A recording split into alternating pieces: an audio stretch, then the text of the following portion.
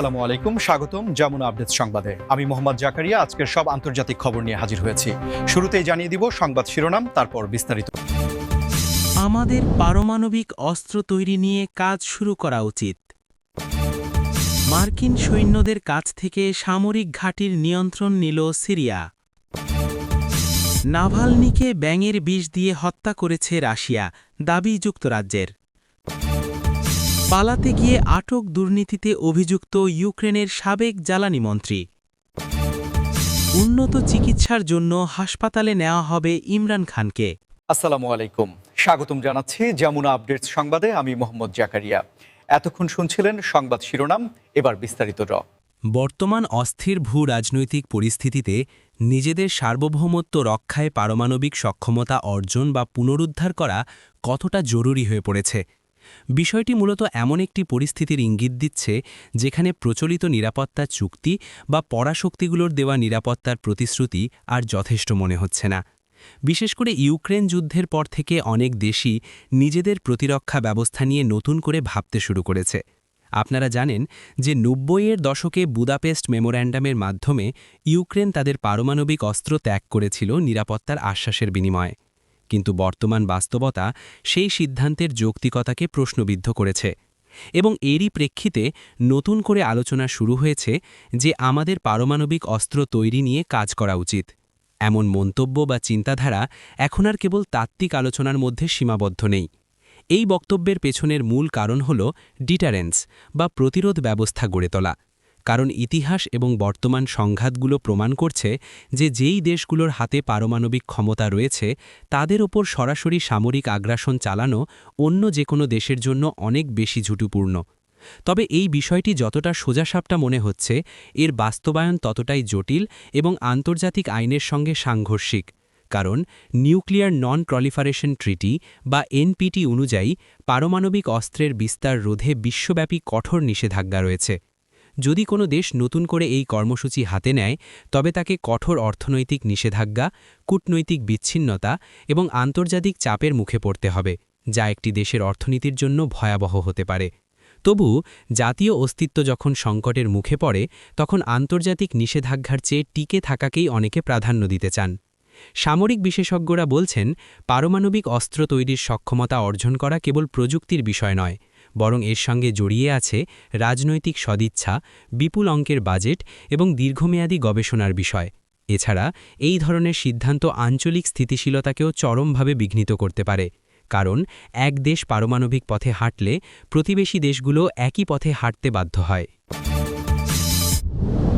সিরিয়ায় মার্কিন সৈন্যদের কাছ থেকে একটি গুরুত্বপূর্ণ সামরিক ঘাঁটির নিয়ন্ত্রণ সিরিয়ার সরকারি বাহিনীর হাতে চলে যাওয়া। এই ঘটনাটি এমন এক সময়ে ঘটল যখন মধ্যপ্রাচ্য জুড়ে উত্তেজনার পারদ তুঙ্গে এবং বিভিন্ন পরাশক্তির মধ্যে প্রভাব বিস্তারের প্রতিযোগিতা চলছে। সিরিয়ার ভূখণ্ডে দীর্ঘ সময় ধরে মার্কিন যুক্তরাষ্ট্রের সামরিক উপস্থিতি ছিল মূলত আইসিস বা ইসলামিক স্টেটের বিরুদ্ধে লড়াই এবং স্থানীয় কুর্দি বাহিনীকে সহায়তা করার উদ্দেশ্যে। কিন্তু দামেস্ক সরকার সবসময়ই এই উপস্থিতিকে অবৈধ এবং তাদের সার্বভৌমত্বের লঙ্ঘন বলে দাবি করে এসেছে। সম্প্রতি যে খবরটি সামনে এসেছে তাতে দেখা যাচ্ছে যে একটি নির্দিষ্ট অঞ্চলের সামরিক ঘাঁটি থেকে মার্কিন সৈন্যরা তাদের সরঞ্জাম এবং জনবল সরিয়ে নিয়েছে এবং সেই স্থানটির নিয়ন্ত্রণ এখন সিরিয়ান বাশার আল আসাদ সরকারের বাহিনীর হাতে।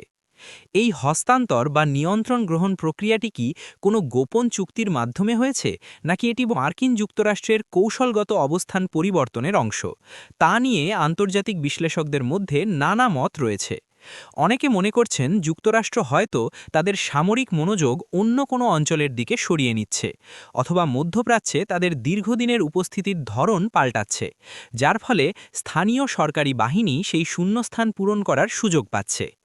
অন্যদিকে সিরিয়ার সরকারের জন্য এটি একটি বড় বিজয় হিসাবে দেখা হচ্ছে, কারণ এর মাধ্যমে তারা তাদের দেশের ভূখণ্ডের ওপর নিজেদের নিয়ন্ত্রণ পুনঃপ্রতিষ্ঠার পথে আরও এক ধাপ এগিয়ে গেল। সামরিক ঘাঁটির এই নিয়ন্ত্রণ বদল শুধুমাত্র একটি জায়গার হাত বদল নয়, বরং এর সঙ্গে জড়িয়ে আছে ওই অঞ্চলের তেল ক্ষেত্রগুলোর নিরাপত্তা, সীমান্তে চোরাচালান রোধ এবং স্থানীয় বিদ্রোহী গোষ্ঠীগুলোর ভবিষ্যৎ। স্থানীয় সূত্রগুলো জানাচ্ছে যে মার্কিন বাহিনী ঘাঁটি ছাড়ার পর সেখানে সিরিয়ার পতাকা উড়ানো হয়েছে এবং রাশিয়ার সামরিক পুলিশও হয়তো ওই এলাকায় টহল দিতে পারে বলে ধারণা করা হচ্ছে, কারণ সিরিয়ার বর্তমান সরকারের প্রধান মিত্র হিসাবে রাশিয়া সেখানে বড় ভূমিকা পালন করে আসছে। এই ঘটনার ফলে প্রতিবেশী দেশ তুরস্ক এবং ইরানের প্রতিক্রিয়াও দেখার মতো হবে, কারণ সিরিয়ার উত্তরাঞ্চলে ক্ষমতার ভারসাম্যে যে কোনো পরিবর্তন তাদের জাতীয় নিরাপত্তার উপর সরাসরি প্রভাব ফেলে। তাছাড়া মার্কিন সৈন্য প্রত্যাহারের ফলে সেখানে আইসিসের সুপ্ত সেলগুলো আবার মাথাচাড়া দিয়ে ওঠে কিনা। রাশিয়া এবং যুক্তরাজ্যের কূটনৈতিক সম্পর্কের টানাপোড়েনকে আরও বাড়িয়ে দিয়েছে। যুক্তরাজ্য দাবি করেছে যে রাশিয়ার বিরোধী দলীয় নেতা অ্যালেক্সি নাভালনিকে হত্যার পেছনে ব্যাঙের বিষ বা বিশেষ ধরনের কোনো বিষাক্ত পদার্থ ব্যবহার করা হয়েছে। যদিও নাভালনির মৃত্যুর বিষয়টি নিয়ে আগে থেকেই রাশিয়ার কারাগার কর্তৃপক্ষের বিরুদ্ধে অবহেলার অভিযোগ ছিল, কিন্তু যুক্তরাজ্যের এই নতুন দাবি ঘটনাটিকে সম্পূর্ণ ভিন্ন মাত্রা দিয়েছে। ব্যাঙের বিষ বলতে এখানে সম্ভবত কোনো অত্যন্ত বিরল এবং শক্তিশালী নিউরোটক্সিন বা জৈব বিষের কথা বোঝানো হয়েছে, যা প্রাকৃতিকভাবে উভচর প্রাণী থেকে পাওয়া যায় অথবা ল্যাবরেটরিতে সেই আদলে তৈরি করা হয়েছে, যা মানুষের স্নায়ুতন্ত্রকে অকেজো করে হৃদযন্ত্রের ক্রিয়া বন্ধ করে দিতে পারে। ব্রিটিশ গোয়েন্দা সংস্থা এবং বিশেষজ্ঞরা হয়তো নাভালনির শারীরিক লক্ষণ এবং মৃত্যুর পূর্ববর্তী অবস্থার উপর ভিত্তি করে এমন সিদ্ধান্তে উপনীত হয়েছেন। এই অভিযোগটি যদি সত্য হয়, তবে এটি প্রমাণ করে যে নাভালনিকে সরিয়ে দেওয়ার জন্য অত্যন্ত ঠান্ডা মাথায় এবং সুপরিকল্পিতভাবে কাজ করা হয়েছে, যাতে স্বাভাবিক ময়নাতদন্তে মৃত্যুর প্রকৃত কারণ ধরা না পড়ে। রাশিয়া অবশ্য বরাবরই এই ধরনের অভিযোগ অস্বীকার করে আসছে এবং তারা বলছে যে নাভালনির মৃত্যু স্বাভাবিক শারীরিক অসুস্থতার কারণেই হয়েছে। কিন্তু পশ্চিমা বিশ্ব এবং নাভালনির সমর্থকরা এই ব্যাখ্যা মেনে নিতে নারাজ। এই ব্যাঙের বিষ বা বিশেষ টক্সিন ব্যবহারের দাবিটি আন্তর্জাতিক আইনের লঙ্ঘন এবং মানবাধিকারের চরম অবমাননা হিসেবে দেখা হচ্ছে। এর আগেও আমরা দেখেছি যে রাশিয়ার বিরোধীদের ওপর বিভিন্ন সময়ে বিষ প্রয়োগের অভিযোগ উঠেছে, যেমন নভিচক নার্ভ এজেন্টের ব্যবহার, যা বিশ্বজুড়ে সমালোচনার ঝড় তুলেছিল। এবার যুক্তরাজ্যের এই নতুন দাবির ফলে রাশিয়ার ওপর নতুন করে কঠোর অর্থনৈতিক নিষেধাজ্ঞা আরোপের সম্ভাবনা তৈরি হয়েছে এবং বিভিন্ন আন্তর্জাতিক মঞ্চে রাশিয়ার জবাবদিহিতা চাওয়ার প্রক্রিয়া আরও জোরদার হবে বলে মনে করা হচ্ছে। চিকিৎসা বিজ্ঞানীরা বলছেন, কিছু নির্দিষ্ট প্রজাতির ব্যাঙের চামড়ায় এমন মারাত্মক বিষ থাকে যা প্রক্রিয়াজাত করলে তা মারণাস্ত্র হিসেবে ব্যবহার করা সম্ভব এবং এটি শরীরে প্রয়োগ করার পর খুব দ্রুত মিশে যায়, ফলে ট্রেস বা প্রমাণ পাওয়া কঠিন হয়ে পড়ে। ইউক্রেনের অভ্যন্তরীণ একটি বড় ঘটনার দিকে, যা যুদ্ধের ডামাডোলের মধ্যেও দেশটির দুর্নীতির বিরুদ্ধে জিরো টলারেন্স নীতির প্রমাণ দিচ্ছে। দেশটির সাবেক এক জ্বালানি মন্ত্রী দেশ ছেড়ে পালাতে গিয়ে সীমান্তে আটক হয়েছেন। ইউক্রেন যখন রাশিয়ার বিরুদ্ধে এক অস্তিত্ব রক্ষার যুদ্ধে লিপ্ত, তখন সরকারের উচ্চপদস্থ কোনো কর্মকর্তার বিরুদ্ধে দুর্নীতির অভিযোগ ওঠা এবং পালানোর চেষ্টা করা দেশটির সাধারণ মানুষের মনোবল এবং পশ্চিমা দাতা সংস্থাগুলোর আস্থার ওপর বড় আঘাত। জানা গেছে, অভিযুক্ত এই সাবেক মন্ত্রীর বিরুদ্ধে জ্বালানি খাতে বিশাল অঙ্কের অর্থ আত্মসাৎ, টেন্ডার জালিয়াতি এবং রাষ্ট্রীয় সম্পদ অপব্যবহারের সুনির্দিষ্ট প্রমাণ তদন্তকারী সংস্থার হাতে এসেছে। যুদ্ধের কারণে ইউক্রেনের জ্বালানি খাত এমনিতেই বিপর্যস্ত, তার ওপর এই ধরনের চুরির ঘটনা মরার ওপর খাড়ার ঘা হিসেবে দেখা দিয়েছে। তিনি হয়তো ভেবেছিলেন যুদ্ধের এই অস্থির পরিস্থিতির সুযোগ নিয়ে সহজেই সীমান্ত পার হয়ে ইউরোপের কোনো দেশে গা ঢাকা দেবেন, কিন্তু ইউক্রেনের বর্ডার গার্ড এবং দুর্নীতি দমন ব্যুরোর গোয়েন্দারা আগে থেকেই সতর্ক ছিলেন। আটকের সময় তার কাছে বিপুল পরিমাণ নগদ অর্থ এবং বেশ কিছু গুরুত্বপূর্ণ নথি পাওয়া গেছে বলে অসমর্থিত সূত্রে জানা যাচ্ছে, যা তার দুর্নীতির বহর কতটা বিশাল তা প্রমাণ করতে পারে।